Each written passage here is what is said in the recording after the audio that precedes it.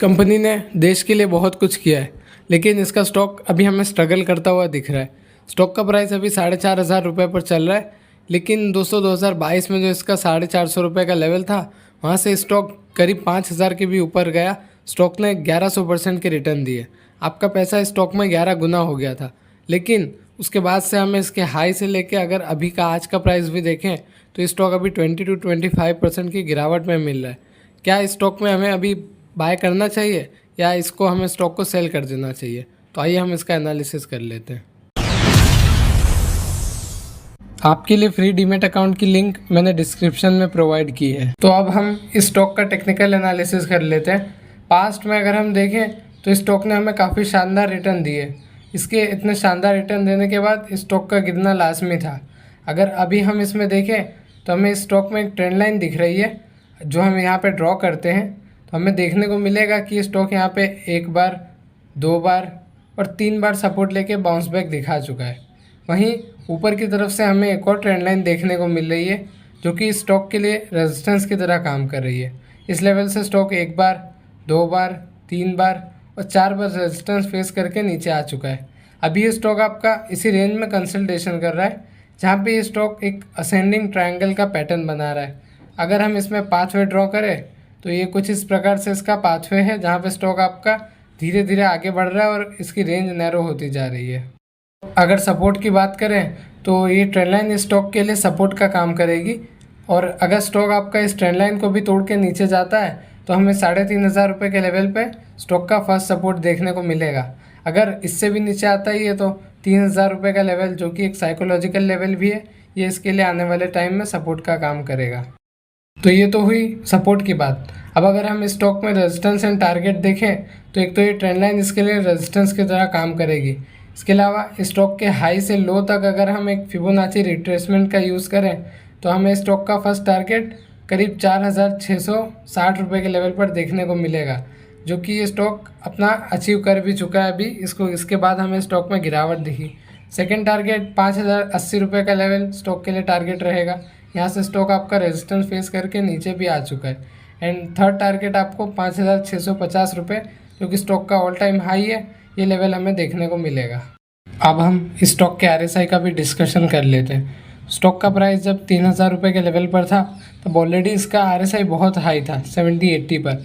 वहाँ से stock double हो गया 6,000 तक, तब भी हमें RSI 80 का ओवर वैल्यूड जोन में देखने को मिल रहा था। इसके बाद स्टॉक में अच्छी खासी गिरावट हुई, RSI भी हमें 30 के लेवल तक आता हुआ दिखा। हालांकि अगेन बड़ी रैली आई, जिस वजह से RSI आपका वापस 70 के आसपास किया था, लेकिन उसके बाद फिर से गिरावट, उस RSI ने अपना 30 के लेवल पे यहाँ पे बॉटम बनाया था। वहाँ से RSI भी ऊपर गया और स्टॉक का प्राइस भी हमें ऊपर की तरफ जाता हुआ देखने को मिला था।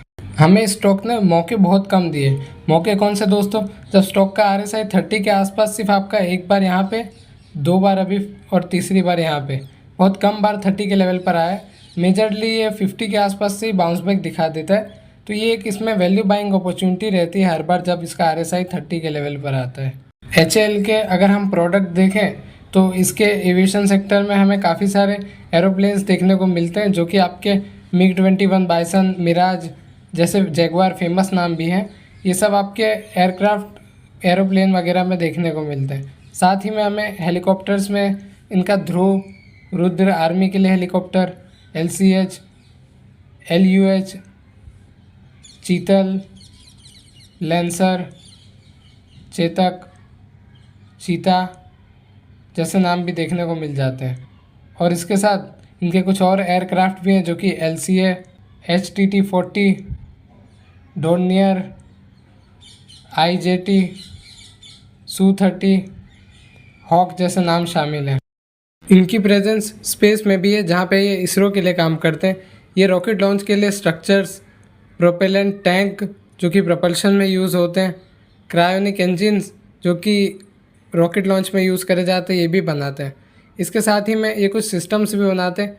ब्लैक बॉक्स जो कि फ़्लाइट डेटा रिकॉर्डर होता है एरोप्लेन का, laser system, head up display, auto stabiliser, navigation system, hydraulic pumps, oxygen system, और साथ ही में कुछ hydraulic brakes, ground radars, radar computers, missile navigator. ये फोर्जिंग में भी काम करते हैं, जो कि रोल रिंग्स, रबर वगैरह और फोर्जिंग और कास्टिंग के इक्विपमेंट भी बनाते हैं। अपनी सर्विस को आगे एक्सपोर्ट भी करते हैं, जहाँ पे हेलीकॉप्टर्स, डोर्नियर, एरोस्ट्रक्चर्स, इंजन्स वगैरह, एवियोनिक्स और कुछ कास्टिंग एंड फोर्जिंग मटेरियल, साथ ही में सॉफ्टवेयर वगैरह, स्पेयर पार्ट्स एंड उसकी सर्विस एक्सपोर्ट भी करते हैं।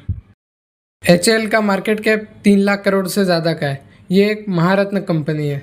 स्टॉक का PE 33 का है, जहाँ पे इंडस्ट्री PE 59 का है। ये अपनी आधे PE पर ट्रेड कर रहा है इंडस्ट्री के PE से। ROE बहुत ही शानदार है, 32% एंड 24%। बुक वैल्यू स्टॉक की 614 की है, जिस वजह से प्राइस टू बुक वैल्यू हमें 7 का निकल कर आता है, जो कि थोड़ा सी ज़्यादा है। PG रेशियो ग्रेटर देन 1 है, 2 का है। प्रमोटर की होल्डिंग इसमें 71.6 है, जहाँ पे 0% स्टेक प्रमोटर का प्लेज है, ना ही इन्होंने अपनी कोई होल्डिंग घटाई है। सबसे अच्छी बात यह है दोस्तों, इस कंपनी पे डेप्ट 0 है, जिस वजह से इसका डेप्ट टू इक्विटी रेशियो हमें 0 का देखने को मिलता है।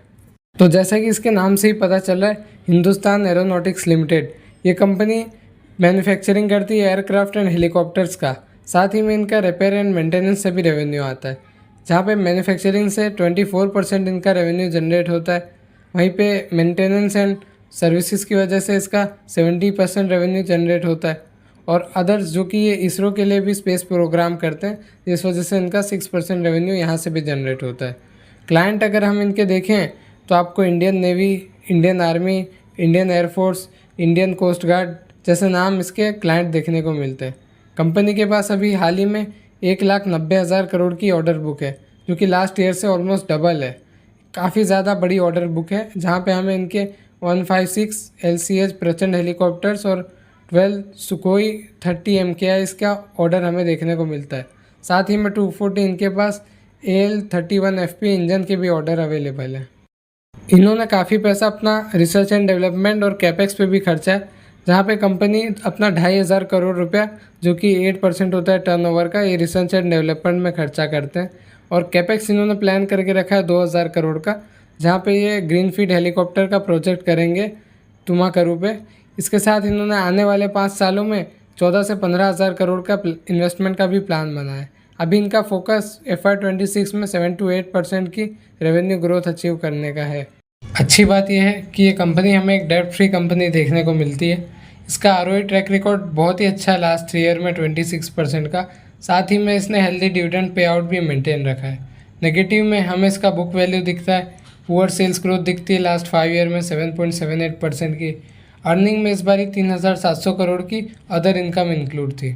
पीयर कंपटीटर्स हम HAL के देखें तो BEL एक इसका इससे बड़ा प्लेयर देखने को मिलता है, जो अभी हाल ही में इससे ऊपर आया है। हालांकि HAL आपकी नंबर 1 पोजीशन पे काफ़ी लंबे टाइम तक बरकरार थी, उतना कुछ खास गैप नहीं है दोनों के बीच में। इसके अलावा Bharat Dynamics, GRSE, data patterns, Astra Microwave जैसे नाम हमें इसके पीयर देखने को मिलते हैं। क्वार्टरली रिजल्ट देखें इस बारी के तो कंपनी ने 13,942 करोड़ की सेल्स रिपोर्ट करी है, जो कि क्वार्टर ऑन क्वार्टर तो हमें इसमें अच्छी खासी ग्रोथ दिख रही है। ऑलमोस्ट आपकी सेल्स डबल हो गई है। लेकिन ईयरली बेसिस पे हम देखें तो ईयर ऑन ईयर में हमें कुछ खास ग्रोथ देखने को नहीं मिली, ऑलमोस्ट सेल्स आपकी फ्लैट रही थी। ऑपरेटिंग मार्जिन कंपनी के घट गए 39% से 36% पर आ गए ईयरली, और क्वार्टरली हमें मार्जिन बढ़ते हुए दिखे। नेट प्रॉफिट कंपनी को 4,200 करोड़ के करीब हुआ है, जहाँ पे हमें अगेन ईयर ऑन ईयर पे हमें उतनी कुछ खास ग्रोथ देखने को नहीं मिल रही है। सेल्स इस बारी कंपनी ने 33,000 करोड़ की रिपोर्ट करी है, जो कि पिछले साल से 2,000 करोड़ ज़्यादा है। ऑपरेटिंग मार्जिन कंपनी के 1% घटे थे, 31 से 30% पर आ गए थे। अदर इनकम इस बारी कंपनी को 3,700 करोड़ की अदर इनकम हुई है। इस बारी कंपनी ने 9,000 करोड़ से ज़्यादा के नेट प्रॉफिट रिपोर्ट किए, जो कि हमें नेट प्रॉफिट में अच्छी खासी ईयर ऑन ईयर पे ग्रोथ देखने को मिल रही है। इसका मेन रीज़न आपकी अदर इनकम भी है, जहाँ पे पिछली बार 2,600 करोड़ की अदर इनकम थी, वो 3,700 करोड़ से ज़्यादा की अदर इनकम इंक्लूड होते हुए हमें स्टॉक में दिखी है। मेन प्रॉब्लम आपको यहाँ पे देखने को मिलेगी। कंपनी की सेल्स ग्रोथ ट्रेलिंग 12 मंथ में 7% की है और प्रॉफिट ग्रोथ 9% की है। इस वजह से मार्केट इसको पनिश भी कर रहा है, जहाँ पे स्टॉक हमें पिछले 1 साल से नेगेटिव में रिटर्न देता हुआ देखने को मिला है। रिजर्व कंपनी के पास 40,000 करोड़ से ज़्यादा के हैं, वहीं पे बोरोइंग ना के बराबर है, सिर्फ 11 करोड़ की, जो कि नेग्लिजिबल है। ट्रेड रिसीवेबल्स कंपनी को अभी 4,000 करोड़ रुपए का पैसा भी आना बाकी है। कैश फ्लो देखें तो 10,906 का cash flow from operating activity जो कि पॉजिटिव में है। मैक्सिमम स्टेक स्टॉक का प्रमोटर्स के पास है। एफआईस और डीआईएस की भी ठीक ठाक होल्डिंग हमें स्टॉक में दिखती है। एफआईस ने यहाँ पे अपना स्टेक सेल करा है, जो कि पहले 12% पर हुआ करते थे, वो अब 10% पर आ गए। ये स्टेक आपके डीआईएस ने बाय करा है। 8-9% से डीआईएस 10-10.5% पर आ गए हैं। गवर्नमेंट ऑफ इंडिया ने भी अपना इसमें स्टेक बढ़ाया है, जो कि अभी 0.07% पर है। पब्लिक के पास इसमें 7% की होल्डिंग है, जो कि ठीक ठाक होल्डिंग ये भी ओन करते हैं। 12,91,000 से ज़्यादा इस स्टॉक में नंबर ऑफ शेयर होल्डर्स हैं।